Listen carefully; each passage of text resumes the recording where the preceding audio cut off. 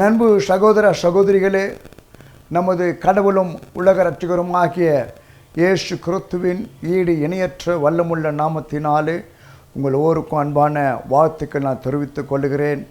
கடவுள் உங்களோடு கூட இருப்பாராக, உங்களை ஆசீர்வதித்து நடத்துவாராக. லெந்து நாட்களுக்குள் நாம் இருக்கிறோம். ஆண்டவராகிய இயேசு கிறிஸ்து சிலுவிலே அறையப்பட்ட போது அவர் 7 வார்த்தைகளை பேசியிருக்கிறார். அதிலே இன்றைக்கு நாம் சிந்திக்கப் போகிறது முதலாம் வார்த்தை.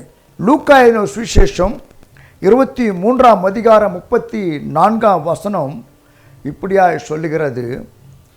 அப்பொழுது இயேசு, பிதாவே, இவர்களுக்கு மன்னியும், தாங்கள் செய்கிறது என்னதென்று அறியாதிருக்கிறார்களே என்றார். என் அன்பு சகோதர சகோதரிகளே, நாம் வாழ்கிற இந்த உலகத்திலே எங்கு பார்த்தாலும் ஒவ்வொரு நாளும் லட்சக்கணக்கான மக்கள் காயப்பட்டு கொல்லப்படுகிறார்கள். லட்சக்கணக்கான மக்கள் மரித்து கொண்டிருக்கிறார்கள். எங்கு பார்த்தாலும் கலவரங்கள், போராட்டங்கள் நடந்து கொண்டிருக்கின்றன.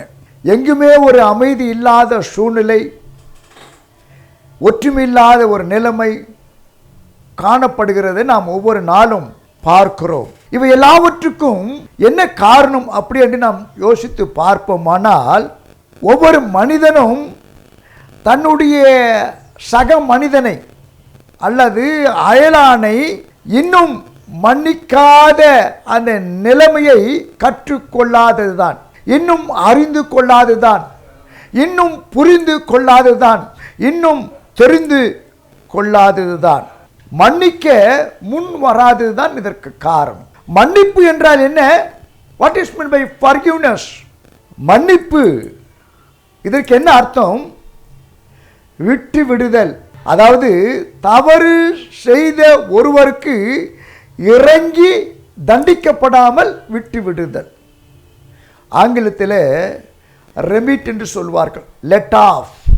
ஆனால் ஆண்டவராகிய இயேசு சொன்ன இந்த வார்த்தையின் அர்த்தம் என்னவென்றால், தவறு செய்தவர்கள் மேல் எந்த ஒரு பழிவாங்கும் எண்ணத்தையும் அந்த மனப்பான்மையும் அடியோடு அழித்து விடுதல். அது மட்டும் இல்லைங்க, திரும்பவும் நாம் என்ன பண்ணோம்?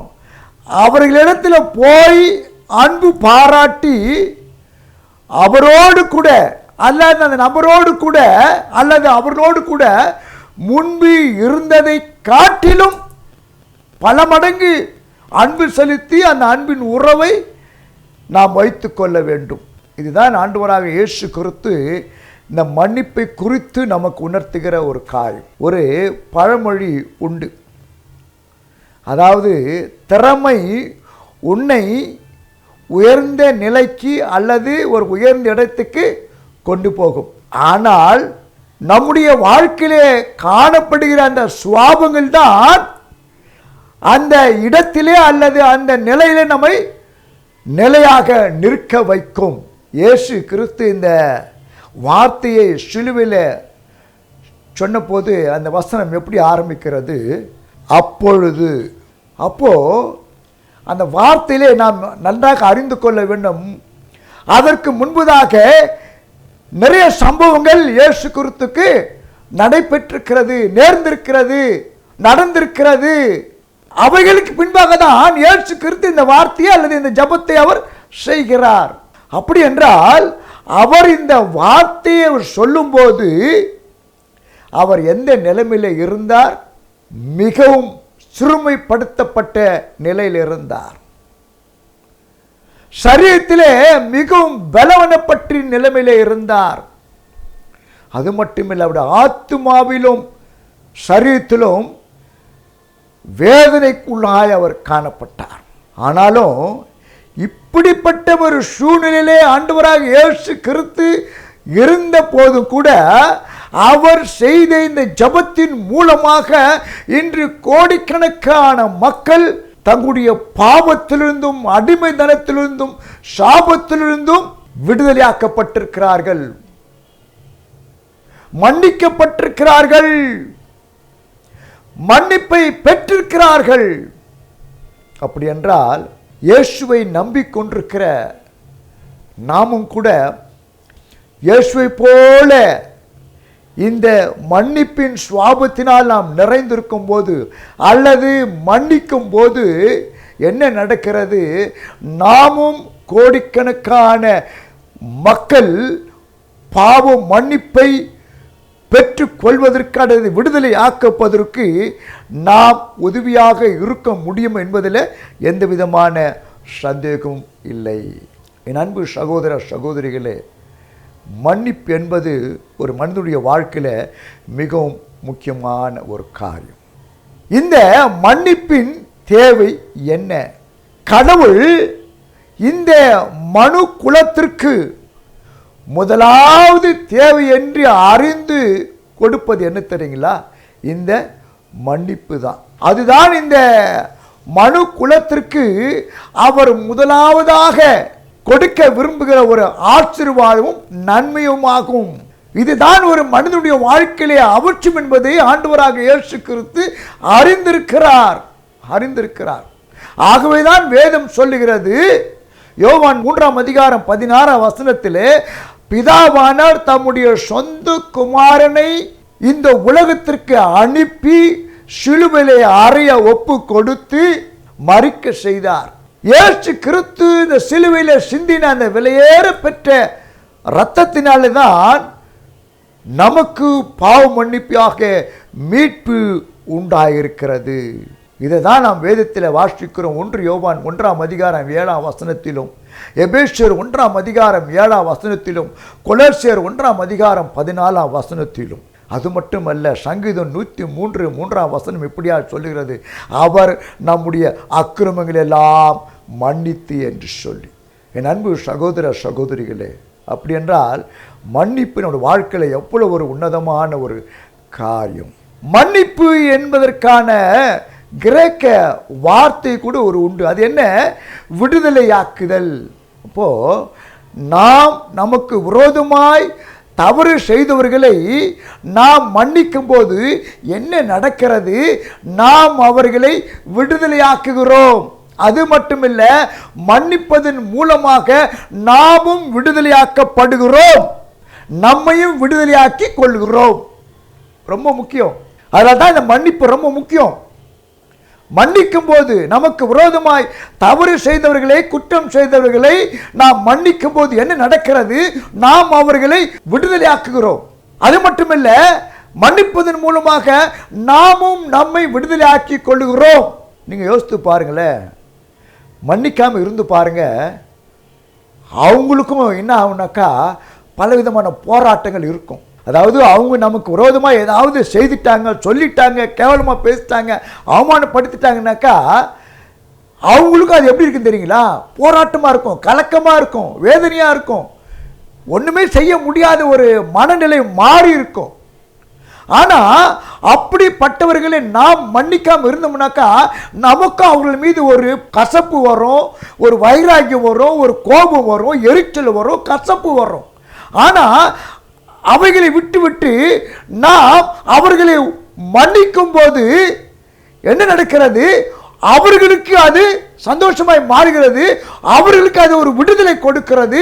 அதற்கு மேலாக நாம் மன்னிக்கும் போது நாம் என்ன செய்கிறோம்? இப்படிப்பட்ட போராட்டங்களிலிருந்து, கசப்பிலிருந்து, வைராகத்திலிருந்து நாம் என்ன செய்கிறோம்? விடுதலை அடைகிறோம். ஹல்லேலூயா, ஹல்லேலூயா. ரெண்டு பக்கமும் ஒரு நன்மை உண்டாகிறது. அமெரிக்க ஐக்கிய நாட்டின் ஜனாதிபதியாக இருந்த ஆபிரகாம் லிங்கன் என்ற மனிதர் சொல்லுகிறார், என்ன சொல்றாரு தெரியுங்களா? எனக்கு விரோதமாக யாரா இருக்கிறாங்களோ, தீங்கு செய்கிறார்களோ, அவர்களை நான் அன்பு பாராட்டி நேசித்து அவர்களை என் சிநேகிதராக்கும் போது, என் நண்பர்களாக மாற்றும் போது என்ன நடக்கிறது? நான் எதிரிகளை வீழ்த்தி விடுகிறேன், அழித்து விடுகிறேன். எவ்வளவு ஒரு உண்மையான ஒரு காரியம் பாருங்க. ஒரு வேடிக்கையான ஒரு கதை. ஒரு படகோட்டி என்ன செய்கிறான்? ஒரு நதியின் அக்கறைக்கு போகுவதற்காக அவருடைய படகில் ஏறி உட்கார்ந்து கொடுக்கிறான். அது ஒரு மாலை நேரம், இரவு நேரம் வரப்போகுது. படகில் ஏறி உட்கார்ந்து கொண்டு என்ன செய்கிறான், தண்டு வலித்து கொண்டு படகை அவன் நகர ஆரம்பிக்கிறான். இரவு முழுதும் அவன் தண்டி வலித்து கொண்டே இருக்கிறான். ஆனால் பொழுது விடுகிறது. விடிந்த போது அவன் பார்க்கிறான், தான் இருந்த இடத்திலேயே அந்த படகு அசைந்து கொண்டிருப்பதை அவன் பார்க்கிறான். அவனுக்கு ஒரே அதிர்ச்சி. அப்போதுதான் அவன் தன்னுடைய மதீனத்தை அவன் உணர்ந்து கொள்கிறான். அதாவது அந்த படகு ஒரு கயிற்றினாலே அந்த கரையில் இருந்த ஒரு மரத்தில் கட்டப்பட்டிருந்தது. அந்த படகை அவன் என்ன செய்திருக்க வேண்டும், தண்டு வலிப்பதற்கு முன்பதாக அந்த கயிறை அவன் அவிழ்த்து விட்டு தண்டு வலித்திருக்க வேண்டும். ஆனால் அதை அவன் செய்ய மறந்து விட்டான், தவறிவிட்டான். இதனால என்ன நடக்கிறது, அவன் இரவெல்லாம் பிரயாசப்பட்டு தண்டு வலித்து வலித்து வலித்து சோர்ந்து போய் காணப்பட்டான். அதனால என்ன நடக்கிறது, அவன் அந்த மறு கரைக்கு போக முடியாதபடிக்கு போய்விட்டது. என் அன்பு சகோதர சகோதரிகளே, இதில் நாம் அறிந்து கொள்கிற சத்தியம் என்ன, நமக்கு விரோதமாய் மற்றவர்கள் செய்த தவறுகளை நாம் மன்னிக்க முடியாதவர்களாய் இந்த மனிதனை போலவே புத்தியினமான தவறை செய்வர்களாய் நாம் காணப்படுவோமானால், மற்றவர்களை நாம் மன்னிக்காமற் போனோமானால் நாமும் அதே போலத்தான் இந்த நிலைமைக்குள்ளாய் காணப்படுவோம். நம்முடைய வாழ்க்கை என்னும் படகும் ஒரு நாளும் முன்னேறி செல்லவே செல்லாது. அது மறு நதிக்கரை அல்லது பரலோகம் என்ற இடத்திற்கு நம்மை அழைத்து செல்லவே செல்லாது, செல்லவே முடியாது. என்ன நடக்கிறது, கடைசியாக நம்முடைய வாழ்க்கையின் முடிவை நாம் எட்டும்போது அதுவரை நாம் இந்த உலகத்தில் வாழ்வதற்கு பிரயாசப்பட்ட எல்லா பிரயாசங்களும் ஒன்றுமில்லாமல் போவதை நாம் என்ன செய்ய முடியும், உணர்ந்து கொள்ள நேரிடும். அப்போ கவலைப்பட்டு ஒன்றும் பிரயோஜனம் இல்லை, எல்லாமே தாமதமாகிவிடும். ஆகவே தான் இயேசு சொன்னார், லூக்கா 6:35 உங்கள் சத்துருக்களை சிநேகிங்கள் என்று சொல்லி. அப்படின்னா என்ன அர்த்தம், உங்கள் சத்துருக்களை நேசியுங்கள், நன்மை செய்யுங்கள், உதவி செய்யுங்கள். என் அன்பு சகோதர சகோதரிகளே, மன்னித்தல் என்பது பரலோகத்திற்கு செல்லும்படியான ஒரு பாலம் போன்றது. நாம் நமக்கு விரோதமாய் தவறு செய்தவர்களை நாம் மன்னியாமற் போனால், மன்னிக்காமல் விட்டால் என்ன நடக்கிறது, நாம் நிற்கிற பாலத்தை நாமே உடைத்து என்ன செய்கிறோம், அந்த கரைக்கு போய் சேர முடியாதபடிக்கு வேதனைக்கும் நரகத்திலே நம்மை நாமே நாம் அமைத்துக் கொள்ளுவர்களாய் காணப்படுவோம். அப்படி என்றால் அந்த மன்னிப்பு என்ற பாலத்தை நாம் எவ்வளவு ஜாக்கிரதையாய் கலந்து கொள்ள வேண்டும், காத்து கொள்ள வேண்டும். ஒரு திருச்சபையில் ஒரு போதகர் மன்னிப்பு குறித்து சிறப்பாக செய்தி கொடுத்து கொண்டிருந்தார். அப்போது அந்த சபையில் 2 கமிட்டி உறுப்பினர்கள் ஒருவர் சண்டை போட்டு இருந்தார்கள், பேசாமல் இருந்தார்கள். அவர்கள் அந்த மன்னிப்பு என்ற வார்த்தை கேட்டபோது அவர்கள் உள்ளத்தில் ஒரு உணர்வு அடைந்து என்ன செய்தார்கள், நாம் இனிமே மன்னிப்பு கேட்க வேண்டும் என்று சொல்லி முடிவு செய்தார்கள். ஆனால் 2 பேருமே அந்த முடிவுக்கு வந்தார்களே தவிர அவர்கள் மன்னிப்பதற்கு ஆயத்தமாக இல்லை, தயாராகலை. அவங்களுக்குள்ள ஒரு என்ன, யார் தப்பு செய்தாலும் அவங்க முதல்ல மன்னிப்பு கேட்கட்டும். அதாவது என்ன அப்படின்னாக்கா, பூனைக்கு யார் மணி கட்டுறதா அந்த மாதிரி 2 பேரும் தவறு செய்தாங்க. 2 பேருக்குள்ள உள்ளுக்குள்ள ஒரு என்ன, அவன் தானே தப்பு செய்தான், அவன் முதல்ல மன்னி கேட்கட்டும். அவன் நினைக்கிறான் இவன் தானே தப்பு செய்தான், இவன் மன்னி கேட்டும். இப்படியே ஒருவருக்குள்ள என்ன செய்யறாங்க, பேச்சு கொண்டே இருக்கிறார், நினைத்து கொண்டிருக்கிறார்கள். ஆனால் மன்னிக்க வேண்டும் என்று சொல்லி விரும்புகிறார்கள், மன்னிக்க தயாராகிறார்கள். ஆனால் மன்னிக்க ஆயத்தமாகவில்லை, உடனே மன்னிக்க முந்திக் கொள்ளவில்லை, மன்னிக்க வேண்டிய தேவை அவர்கள் ஆண்டவரை உணரவில்லை. என் அன்பு சகோதர சகோதரி, நாம் ஜாக்கிரதையாக இருக்க வேண்டும், மன்னிப்பு கேட்பதை நாம் முந்திக் கொள்ள வேண்டும். ஆகவேதான் இயேசு சொன்னார், ஒருவரை ஒருவர் மன்னித்தல் தேவையை ஆண்டவர் வலியுறுத்தினார். மத்தேயு 18:35 இயேசு என்ன சொன்னார், மனப்பூர்வமாய் மன்னிப்பதற்கு நாம் தயாராக இருக்க வேண்டும் என்று சொல்லி. உண்மையாக நாம் அவளை மன்னித்தோம் என்பதற்கு ஒரு அடையாளம் என்ன, அது நம்முடைய செயல்பாடுகளிலே காணப்பட வேண்டும். காணப்பட வேண்டும். நான் மன்னிச்சிட்டேங்க, அவங்கள நான் மனசார மன்னிச்சிட்டேன், ரைட்டு. அடுத்தது அதனுடைய அடையாளம் என்ன? அது நம்முடைய செயல்பாடுகளில் காணப்பட. எப்படி? பழையபடி நாம் அவர்களிடத்தில் போய் பேச வேண்டும், அன்பு காட்ட வேண்டும், அதிகமாக நேசிக்க வேண்டும். அதுதான் செயல்பாடுகள். அதில் நாம் என்ன செய்யணும்? ஜாக்கிரதையாக இருக்க வேண்டும். லூக்கா 15 அதிகாரத்தை வாசித்து பாருங்களேன். இளையகுமாரன் பாவத்தில் விழுந்து சேற்றில் விழுந்து சாப்பிட ஒன்றும் கிடைக்காதபடி அவன் வேதனைப்படுகிறான். அவன் தீர்மானம் செய்கிறான், நான் எழுதிய தகப்படத்திற்கு போய் மன்னிப்பு கேட்க வேண்டும் என்று சொல்லி ஓடி வருகிறான். தகப்பனும் ஆசையோடு காத்து கொண்டிருக்கிறான். மகன் வருவதை தூரத்தில் பார்த்த தகப்பன் ஓடி சென்று மகனை கட்டி அணைத்து முத்தமிடுகிறான், மன்னிக்கிறான். ஆனால் தகப்பன் மன்னிப்பது மட்டுமல்ல, தகப்பனுடைய செயல்பாடு என்ன காணப்பட்டது? தகப்பனுக்கு மகனுக்கு முத்தமிட்டது மட்டுமல்ல, வேலை காத்து பார்த்து சொல்லுகிறா, என் மகனுக்கு செருப்பு போடுங்க, மோதிரம் போடுங்க, சட்டையை மாத்துங்க, விருந்து பண்ணுங்க. அதுதான் செயல்பாடு, மன்னித்தனுடைய அடையாளம். என் அன்பு சகோதர சகோதரிகளை, மன்னிப்பதும் சகிப்பதும் தவறு செய்தவர்களுக்கு உதவுவது யாரால முடியும் தெரியுங்களா? நல்லவரால் தான் முடியும். கடவுள் நல்லவராக இருப்பதனால்தான் நாம் செய்கிற தவறெல்லாம் அவர் மன்னித்து மன்னித்து மறந்து மறந்து நம்ம இந்த உலகத்தில் வாழ வைத்து கொண்டிருக்கிறார், நம்மை ஆதரித்து கொண்டிருக்கிறார். ஆகவே தான் இயேசு சொன்னார் மத்தேயு 18:33 நான் உனக்கு இறங்கினது போல நீயும் உன் உடன் வேலைக்காரனுக்கு இறங்க வேண்டாமோ? இயேசு நமக்கு இறங்கி இருக்கிறாங்க, அப்போ நாம் மற்றவர்களுக்கு இறங்க வேண்டாமோ? அதாவது நமக்கு விரோதமாய் அநீதி செய்தவர்களுக்கு நாம் இறங்க வேண்டாமோ? தவறு செய்தவர்களுக்கு நாம் இறங்க வேண்டாமோ? என் அன்பு சகோதர சகோதரிகளே, இன்றைக்கு நம்மால் பிறரை மன்னிக்கவும் சவிக்கவும் ஏற்க முடிகிறதா என்பதுதான் மிக மிக முக்கியமான ஒரு காரியம். அப்படி முடியலன்னாக்கா அதுக்கு என்ன காரணம் தெரியுங்களா? நாம் உண்மையில நல்லவங்க இல்லைன்னு அர்த்தம், நாம் அன்பானவர்கள் இல்லைன்னு அர்த்தம். அதாவது நமக்கு விரோதமாய் தவறு செய்தவர்களை நாம் என்ன செய்யணும்? மன்னிக்க வேண்டும். அதாவது தான் செய்த தவறுக்காக மனஸ்தாபப்பட்டு வேதனைப்பட்டு என்ன செய்கிறாரு? அந்த சம்பந்தப்பட்ட நபர்கிட்ட போய் மன்னிக்கும்படி கேட்டுக்கொள்கிறார். உடனே அவர் என்ன செய்கிறாரு? மன்னிச்சிடுறாரு. இப்போ 2 பேரும், இவர் தப்பு பண்ணார், இவர் மன்னிப்பு கேட்குறார், இவர் மன்னிச்சிட்டார், அவரை மன்னிச்சிட்டார். உடனே மன்னிப்பு கேட்டார் இல்லையா? அவர் என்ன பண்ணார்? அவர்கிட்ட போய் மன்னிப்பு கொடுத்தாரு. அவர்கிட்ட போய் கை குலுக்கி சமாதானமாக இருக்கணும் விரும்புகிறார். அப்பா உடனே சொல்கிறாரு, கையெல்லாம் கொடுக்காதப்பா, போதும் போதும் போதும், இதோடு நம்ம உறவெல்லாம் இருக்கட்டும். சும்மா நீ கை குலுக்கி மேலே மேலே என்கிட்ட உறவு கொள்ள வேண்டிய அவசியம் கிடையாது. ஏன்னா நீ பேசின பேச்சு, நீ செய்ததெல்லாம் என்னால் மறக்கவே முடியாதுப்பா, என் உள்ளத்தில் அப்படியே இருக்குதுப்பா. இது எப்படின்னாக்கா வெளி தோற்றத்தில் மன்னிப்பது, மனதால மன்னிப்பது அல்ல. அதுதான் வேதம் தெளிவாய் சொல்லுகிறது. கொலோசியர் 3:13 ஒருவருக்கொருவர் மன்னிங்கள், மனப்பூர்வமாய் மன்னிங்கள் என்பது சொல்லி. பிரியமான சகோதர சகோதரிகளே, இந்த மன்னிப்பது என்பது அது ஒரு வரங்க, அது வரும். அது நம்முடைய வாழ்க்கையிலே ஏராளமான ஆசீர்வாதங்களை கொண்டு வரும். இதுதான் மன்னிப்பின் தேவை. மன்னிப்பின் தேவை நாம் ஏன் மன்னிக்கணும் அப்படின்றதுக்கு இது ரொம்ப உதாரணம். நாம் கட்டாயம் மன்னிச்சு தான் ஆகணுங்க.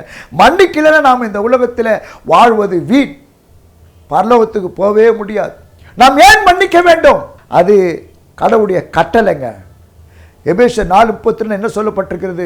கிறிஸ்துக்குள் தேவன் உங்களுக்கு மன்னித்தது போல நீங்களும் ஒருவருக்கு ஒருவர் மன்னியுங்கள். அப்போ முதலாவது நாம் என்ன கற்றுக்கொள்ள வேண்டும்? கிறிஸ்து எப்படி மன்னித்தாரோ அதே போல நாமும் மன்னிக்க வேண்டும் என்று சொல்லி கற்றுக்கொள்ள வேண்டும்.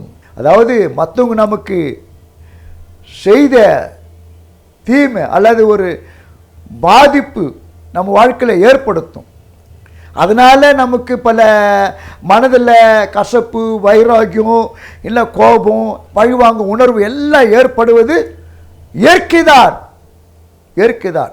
ஆனால் அப்படியே அந்த நிலைமையிலே நாம் வாழ்ந்து கொண்டிருப்போமானால் அது நம்முடைய வாழ்க்கையை நசுக்கிவிடும். இன்னும் நமக்குள்ளாக அதிகமான ஒரு கோபத்தை, எரிச்சலை ஏற்படுத்தி நம்மை வாழ்க்கையை பாதிக்க செய்துவிடும். இயேசு கிறிஸ்து சிலுவையில் இந்த ஜெபத்தை செய்கிறார் இல்லையா? மற்றவர்களுக்காக ஜெபம் பண்றார். பிதாவை இவர்களுக்கு மன்னியும், தாங்கள் செய்கிறது என்னதென்று அறியாதிருக்கிறார்களே.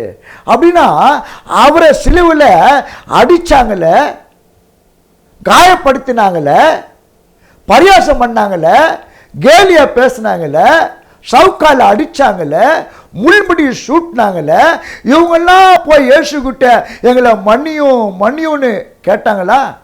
இல்லையே. அப்ப இயேசு ஏன் அவர்களுக்காக மன்னிக்கும்படியாக பிதாவிடத்தில் வேண்டுதல் செய்கிறார்? அது அவருடைய சிந்தை, சிந்தை, மன்னிக்கிற சிந்தை. அதுதான் இயேசு நமக்கு மாதிரியாய் வைத்து போயிருக்கிறார். மத்தேயு 18 அதிகாரம் 21, 22 வசனங்களை வாசித்து பாருங்களேன். பேதுரு இயேசு கிட்ட கேட்கிறான், ஆண்டவரே, என்னுடைய சகோதரனுக்கு விரோதமாய் தப்பு பண்ணா, தவறு செய்தா நான் எத்தனை தடவை மன்னிக்கணும் ஆண்டவரே? 7 தருமா அப்படின்னு கேட்கும்போது ஆண்டவர் சொல்ல, ஆமாப்பா 7 தரம் நீ மன்னிக்கணும்பா. அப்படின்னா என்ன அர்த்தம்? 7 தரம் அப்படின்னா என்ன? 7 490 தடவை, 491 தடவை மன்னிக்கூடாது இருக்குதா? இல்ல. அதுக்குடைய பொருள் என்ன? 7 என்பது ஆயுஷ் நாட்களை குறிக்கிறது. 7 என்பது பூர்ணத்தை குறிக்கிறது. அதாவது இந்த உலகத்திலே நமக்கு ஜீவன் கொடுத்திருக்கிற நாட்கள் வரைக்கும், ஆயுஷ் நாட்கள் வரைக்கும் நாம் மன்னித்து கொண்டே இருக்க வேண்டும். அதுதான் இதனுடைய பொருள். என் அன்பு சகோதர சகோதரிகளே, நமக்கு விரோதமாக யாராவது பேசிட்டா, தப்பு பண்ணிட்டா, இல்லை நடந்துக்கிட்டா, நமக்குள்ள ஒரு கோபம், எரிச்சல், வைராக்கியம், கசப்பு எல்லாம் வருது, எல்லாம் வருது. இதெல்லாம் இயற்கை தான். ஆனால் கடவுளை நம்புகின்ற, விசுவாசிக்கின்ற, கடவுளுடைய பிள்ளைகளாக இருக்கின்ற நாம் என்ன செய்யக்கூடாது? பதிலுக்கு பதில் அவர்களுக்கு தீமை நாம் செய்யக்கூடாது. அதை என்ன பண்ணும்? கடவுள்கிட்ட ஒப்படைச்சிடணும். ஆண்டவரை, எனக்கு விரோதமாக இப்படி பேசிட்டாங்க, செய்துட்டாங்க, நீங்கள் பார்த்துங்க ஆண்டவரை.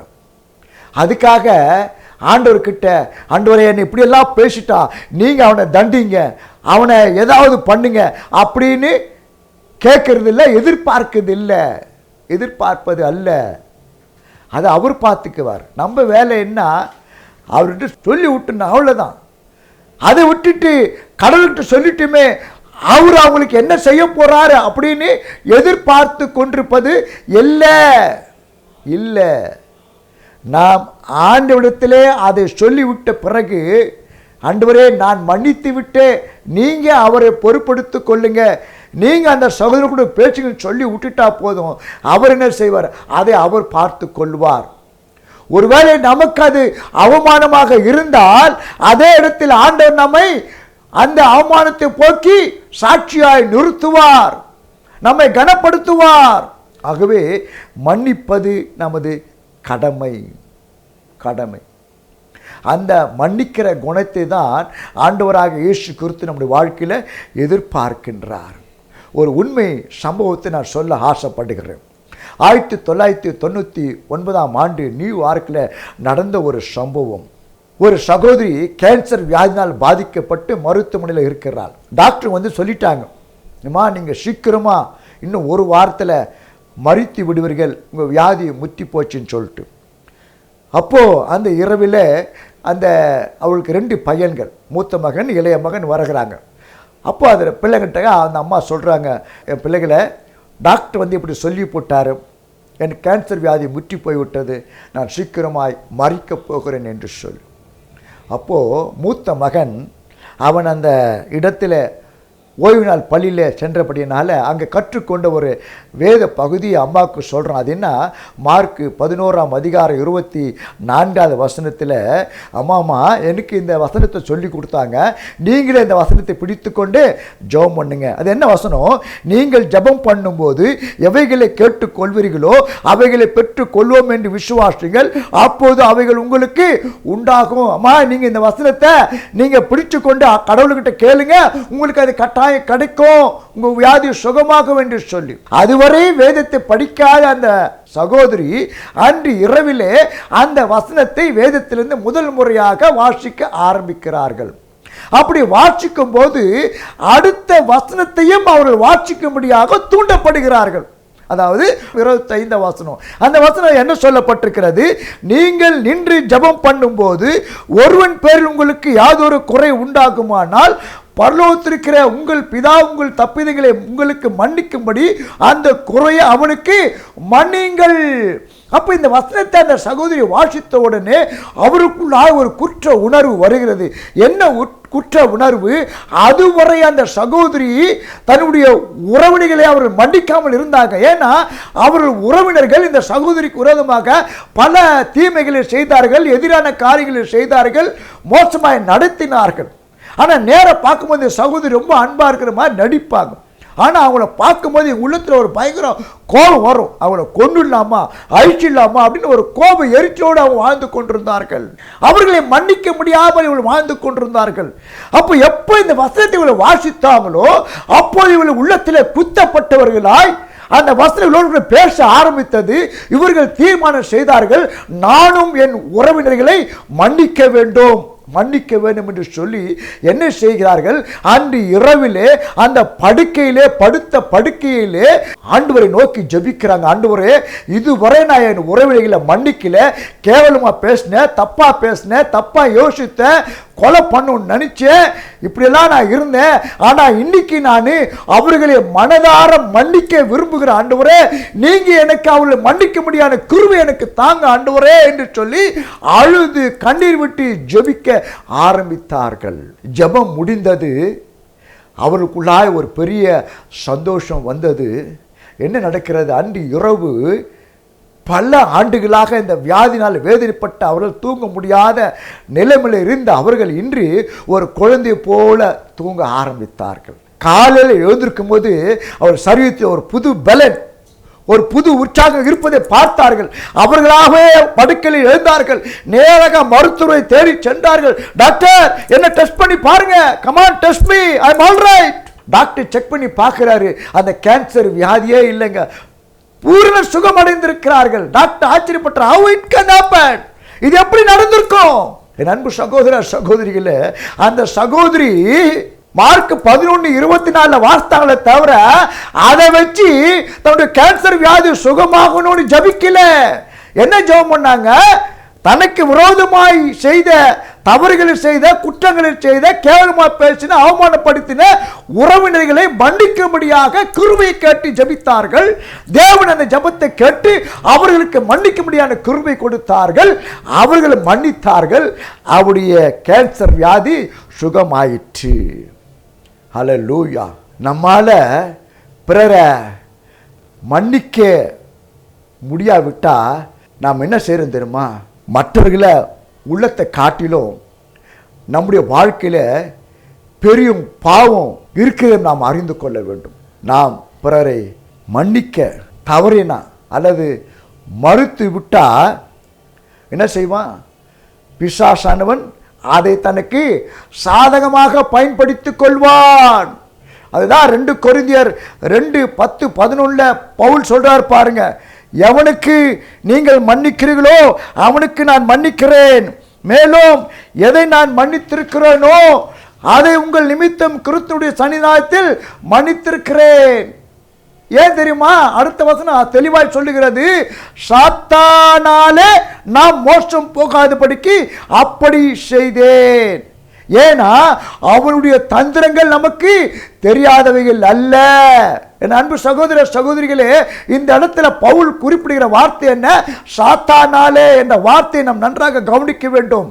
ஆங்கில வேதாகமத்திலே சாத்தானே அதை தனக்கு சாதகமாக பயன்படுத்திக் கொள்வான் என்ற அர்த்தத்தில் சொல்லப்பட்டிருக்கிறது. என்ன அர்த்தம்? so that we would not be outwitted by Satan, for we are not ignorant of his designs. மற்றவர்களை மன்னிக்க முடியாதபடிக்கு இருப்பதை என்ன செய்வான்? சாத்தான் அதை தனக்கு சாதகமாக பயன்படுத்திக் கொண்டு மேற்கொள்ள ஆரம்பிப்பான். நம்மை மேற்கொள்ள ஆரம்பிப்பான். நம்மை அவன் பலவீனப்படுத்த ஆரம்பிப்பான். ஒருத்தர் ஒரு கடைக்கு போய் ஒரு பெரிய கருவாடு துண்டு வாங்கி பையில வச்சுன்னு நடந்து வந்துருக்கிறார். இது எப்படியோ வாசனை கண்டுபிடிச்ச பூனை பின்னாலே திறத்துக்கிட்டு வருது, பின்னாலே வந்துட்டு இருக்குது. இவரும் அந்த பூனை எவ்வளோ அடித்து திறத்து பார்க்குறா, அது போன பாடே கிடையாது. ஃபாலோ பண்ணிட்டே வருது. இவருக்கு ஒன்றும் புரியல, என்ன பண்ணுறது தெரியல. கடைசியாக யோசித்தார், அடடட நம்ம கிட்ட இந்த கருவாடு துண்டு இருக்கிறதுனால தான் இந்த பூனை நம்மளை ஃபாலோ பண்ணுன்னு சொல்லி அந்த பைலிக்கு இந்த கருவாடு துண்டு எடுத்து வீசி அரிஞ்சா பாருங்க. அந்த பூனை அதை கவிக்கிட்டு ஒரே ஓட்டமாக ஓடிச்சு. எனக்கு அன்பான சகோதர சகோதரிகளே, அதே போல தான் இன்றைக்கு நம்முடைய வாழ்க்கையிலே பிறரை மன்னிக்க முடியாத அந்த சுபாவங்கள், அந்த நிலைகள், அந்த எண்ணங்கள் நம்முடைய வாழ்க்கையில் இருக்குமானால், அல்லது நம்முடைய வாழ்க்கையிலே கடவுளுக்கு முன்பாக அறிக்கை செய்யப்படாத மறைக்கப்பட்ட மறைவான பாவங்கள் நம்முடைய வாழ்க்கையில் இருக்குமானால், நாம் அறிக்கை செய்து விட்டு மன்னித்து நாம் வாழும்போதுதான் பிசாசு நம்மை தொட முடியாது, நம்மை பின்தொடர முடியாது, நாம் அவனை மேற்கொள்ள முடியும். இதுதான் நாம் ஏன் மன்னிக்க வேண்டும் என்பதற்கான ஒரு சத்தியம். நாம் எப்படி மன்னிக்க வேண்டும்? இயேசு எப்படிங்க மன்னிச்சாரு? அவர் தான் நம்ம உதாரணம். கொலோசியர் 3:13 வாசித்து பாருங்க. வேதனை சொல்லுது, கிறிஸ்து மன்னித்தது போல ஒருவருக்கொருவர் மன்னிங்கள். இயேசு கிறிஸ்து இந்த உலகத்தில் வாழ்ந்து ஊழியம் செய்த நாட்களிலே அநேகரை மனப்பூர்வமாய் மன்னித்தார். எந்த எதிர்பார்ப்பும் இல்லாமல் மன்னித்தார். எந்த ஒரு எதிர்பார்ப்பும் இல்லாமல் மன்னித்தார். தவறுகளை பாவங்களை சுட்டி காட்டி அவர்களை மன்னிக்கவில்லை. மார்க் 9:6 வாசித்து பாருங்கள். திமிர்வாதக்காரனை பார்த்து சொன்னார், உன் பாவங்கள் உனக்கு மன்னிக்கப்பட்டது. யோவான் 5 வாசித்து பாருங்கள். பெதஸ்தா குளத்தை 38 வருஷமாய் வியாதியின் படுக்கையில் மனுஷன் சுகமாக்கி அவனுக்கு சொன்னார், இனி பாவம் செய்யாதே. யோவான் 8 வாசித்து பாருங்கள். இயேசுவிடத்தில் கொண்டு வரப்பட்ட விபச்சார ஸ்திரியை பார்த்து சொன்னார், நானும் உன்னை ஆக்கினிக்குள்ளாக தீர்க்க மாட்டேன், இனி பாவம் செய்யாதே. லூக்கா 7:47 வாசித்து பாருங்கள். பாவியான ஒரு ஸ்திரீ தன்னுடைய தலைமறியால் தன் கால்களை கழுவின போது இயேசு என்ன சொன்னார்? இவள் செய்த அநேக பாவங்கள் இவளுக்கு மன்னிக்கப்பட்டது. காரணம் என்ன? இவள் என்னிடத்தில் அன்பு கூர்ந்திருக்கிறாளே என்று சொல்லி. லூக்கா 19 வாசித்து பாருங்கள். பாவத்தில் இருந்த சகையு இயேசு பார்க்க ஆசைப்பட்ட போது இயேசு சென்று சொன்னார், நான் வீட்டிலே தங்க வேண்டும். அவன் பாவத்தை சுட்டி காட்டல, சகையு செய்த பாவத்தை சுட்டி காட்டல, வெளிப்படுத்தல. ஒரே வார்த்தை சொன்னார், I am going to stay in your house my dear son. நான் வீட்டில் தங்க நம்ப. அவ்வளவுதான். சகையு மனம் திரும்பினான். ஆனா இன்னைக்கு சில பேர் மற்றவர்களை மன்னிக்கிறது ரொம்ப பெருமையா நினைக்கிறாங்க. மன்னிப்பு என்பது நமக்கு கொடுக்கப்பட்டிருக்கிற மிகச் சிறந்த ஒரு தெய்வீக பண்பு ஆகுங்க. அதாவது ஒருத்தரை மன்னிக்கிறாருனாக்கா அதுக்கு மூல காரணம் என்ன தெரியுமா? அன்பு. அதான் அடையாளம். மன்னிச்சுட்டே அப்படின்னு சொல்லிட்டு தவறுகளை சுட்டி காட்டக்கூடாது, எல்லார்கிட்ட போய் சொல்லிடக்கூடாது. அது இன்னும் மோசமான ஒரு சூழ்நிலை. யோசிப்புக்கு விரோதமா அவங்க சகோதரர்கள் தவறு செய்த போது யோசிப்புக்கு நல்லா தெரியுது, அவங்க சகோதரலாம் வராங்க. ஆனா யோசிப்பு என்ன செய்த? அவளை மனதார மன்னிக்கிறார், ஏற்றுக்கொள்கிறார். சகோதரர் எனக்கு இப்படி செய்துட்டான்னு சொல்லி அரண்மனையில் போய் எல்லாருக்கும் சொல்லிட்டு இல்லை, மறந்து விட்டார். அவரை தன்னோடு கூட வைத்து வாழ வைத்து கொண்டார். இயேசு கிறிஸ்து நம்மை மன்னித்தது போல நாமும் மன்னிக்க வேண்டும். எப்படி? உடனே, இம்மிடியட்லி. அதான் வேதம் சொல்லுகிறது. யோவான் 19:34 வாசித்து பாருங்கள். போர் சேவகரில் ஒருவன் ஈட்டினாலே அவரையுடைய விழாவில குத்தினான், உடனே ரத்தமும் தண்ணீரும் புறப்பட்டது. ஒரு ஆழமான சத்தியம் இந்த வசனத்தில் அடங்கியிருப்பதை நாம் பார்க்கிறோம். போர் சேவகன் இயேசுவின் விழாவிலே ஈட்டியால் உருவ குத்தின போது உண்மையிலே நடந்தது என்ன? அந்த ஈட்டி அவருடைய இருதயத்தை சூழ இருந்த அந்த உரையை கிழித்து கொண்டு அவருடைய இருதயத்தை குத்தினது. அதனால என்ன செய்கிறது? அவருடைய இருதயத்திலே தண்ணீரும் ரத்தமும் வெளியே வருகிறது. எப்படி வந்தது? உடனே என்று சொல்லப்பட்டிருக்கிறது. அப்ப இயேசு கிறிஸ்துவின் ரத்தம் எதை குறிக்கிறது? பாவ மன்னிப்பாக மீட்பை குறிக்கிறது. அதே எபேசியர் 1:7 வாசிக்கிறோம். நமக்கு சுற்றி உள்ளவர்கள் நம்முடைய இருதயத்தை உருவ குத்துகிறது போல நமக்கு தவறுகளை செய்தாலும் காரியங்களை செய்தாலும் நம்முடைய இருதயத்தை நாம் என்ன செய்யணும்? அவர்களை நாம் மன்னிக்க வேண்டும். மன்னிப்பு நம்ம இருதயத்தை உடனே வரணும், உடனே புறப்பட்டு வர வேண்டும். அதுதான் இந்த சத்தியத்தை நம்ம உணர்த்துகிறது. அது மட்டுமல்ல, தண்ணீர் வந்தது. தண்ணீர் அநேக காரியங்களை குறிக்கிறது. ஆனால் இந்த இடத்துல தண்ணீர் எது குறிக்கிறது? அவருடைய தெய்வீக அன்பை குறிக்கிறது. ஆகவேதான் யோவான் 7:38 39 வசனங்களே இயேசு என்ன சொல்லுகிறாரு? என்னை விசுவாசிக்கக்கூடிய உள்ளத்திலிருந்து ஜீவ தண்ணீர்கள் புறப்பட்டு போகும் என்று சொல்லுகிறார். அந்த ஜீவ தண்ணீர் எதை குறிக்கிறது? தெய்வீக அன்பை குறிக்கிறது. அந்த தெய்வீக அன்பு எப்படி வந்து உடனே வந்தது. உடனே தண்ணீரும் ரத்தமும் புறப்பட்டது போல நாமும் நமக்கு விரோதமாய் தவறுகளை செய்தவர்களுக்கு, நம்மை அவமானப்படுத்தவர்களுக்கு நாம் மன்னிப்பு எப்படி அளிக்க வேண்டும்? உடனே வழங்க வேண்டும். இதுதான் இயேசு விரும்புகிறார். இதுதான் இயேசு கிறிஸ்து சிலுவையில் செய்து முடித்தார். எல்லாரும் பரிசு ரொம்ப நேரம் அவர் செய்யல, உடனே ஜெபம் பண்றாரு பாருங்க. பிதாவே இவர்களுக்கு மன்னியும் மன்னியும். நாம மன்னிக்கணும் அப்படின்னு வேத வசனம் சொல்றதுனால நாம் மன்னிக்க கூடாது. அல்லது நாம இயேசு கிறிஸ்து மன்னிக்கணும் தீர்மானம் எடுக்கணும் அப்படின்னு சொல்றதுனால நாம் என்ன செய்யக்கூடாது? மன்னிக்க முற்படக்கூடாது. ஆனால் மன்னிப்பு என்பது அது நம்முடைய தெய்வீக அன்பினால் வர வேண்டும். தெய்வீக அன்பினால் வர வேண்டும். இந்த தெய்வீக அன்பு எப்படிங்க வரும்? எப்படி ஒரு வாழ்க்கையில் இந்த தெய்வீக அன்பு வரும்? சும்மா வந்துருமா? எல்லாருக்கிட்ட இந்த அன்பு வருமா? வராது, வராது. யாருக்கிட்ட இந்த அன்பு வரும்? யார் ஒருவர் இந்த உலகத்திலே இயேசு கிறிஸ்துவை ஏற்றுக்கொண்டு ரட்சிக்கப்பட்டு மனம் திரும்பி பரிசுத்த ஆவியினால் அபிஷேகம் பண்ணப்பட்டு அவருடைய பிள்ளைகளாய் மாறி இருக்கிறார்களோ அவருடைய உள்ளத்திலிருந்து தான் இந்த ஜீவ தண்ணீராகிய அன்பு வெளிப்படும். அவர்களால் தான் இப்படி மனப்பூர்வமாய் மன்னிக்க முடியும். இதுதான் மன்னிப்பதற்கான அடையாளமாக இருக்கிறது. இதை நமக்கு கொடுக்கிறவர் யார்? பரிசுத்த ஆவியானவர் நமக்குள்ள ஊற்றுகிறார். இந்த பரிசுத்த ஆவி நமக்குள்ள வரணும்னா நம்முடைய வாழ்க்கையை நாம் ஆண்டவருக்கு ஒப்பு கொடுக்க வேண்டும். ஆகவே இந்த மன்னித்தலும் இந்த தேவ அன்பும் நம்முடைய இருதயத்திலிருந்து வர வேண்டும், வர வேண்டும். அதுதான் கிறிஸ்துவை போல நாம் மன்னிக்கிற ஒரு சுபாவம். எனக்கு அன்பான சகோதர சகோதரிகளே, பிதாவே இவர்களுக்கு மன்னியும், தாங்கள் செய்கிறது என்னதென்று அறியாதிருக்கிறார்களே. இந்த மன்னிக்கிற சுபாவம் நம்முடைய வாழ்க்கையில் இருக்கிறாதா? நாம் எப்படி மன்னிக்கிறோம்?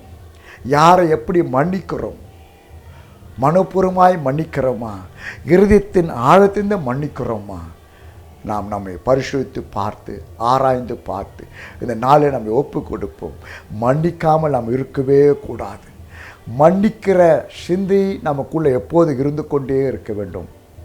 நான் ஏற்கனவே சொன்னது போல இயேசு கிறிஸ்து நமக்கு உணர்த்துகிறது போல நாம் பிறரை மன்னிக்கும் போது நல்லா யோசித்து பாருங்களேன்.